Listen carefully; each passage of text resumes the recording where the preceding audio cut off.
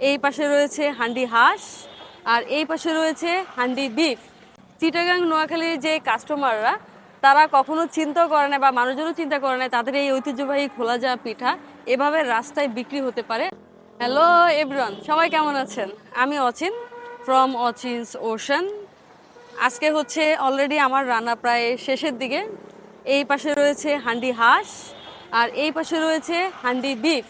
আর সাথে তো আপনারা জানেন চিটাগাং নোয়াখালীর ঐতিহ্যবাহী একটা পিঠা খোলা জালি পিঠা, অনেক খেতে সুস্বাদু, আলহামদুলিল্লাহ রিভিউ অনেক ভালো।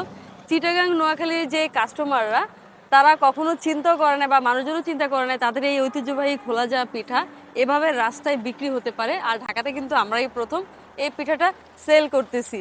তো যারা যারা এখনো এই পিঠাটার স্বাদ গ্রহণ করেননি চলে আসবেন। সাথে আমার মায়ের হাতের যে স্পেশাল রেসিপি সেটা হচ্ছে হান্ডি হাঁস বিফ। এটা তো অসাধারণ, একদম ঘরোয়া মা দাদিদের হাতের রান্নার ফ্লেভার, তো এটা মিস তো করা যাবেই না।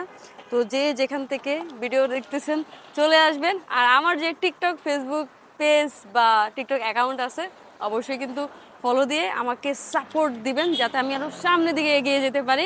আপনাদেরকে পাশে রেখে আপনাদের দোয়া আর সাপোর্ট একান্তই কাম্য। অলওয়েজ পাশে থাকবেন। আর পেজের নাম বলে দিচ্ছি, অচিনস ওশান। আর টিকটকের নাম তো আপনারা জানেনই, অচিন নামে আছে একটাই অ্যাকাউন্ট এভাবে, এছাড়া কোনো অ্যাকাউন্ট নাই। সো লেট করবেন না, চলে আসবেন আগাগা নতুন রাস্তা পরিসংখ্যান ভবনের সামনে।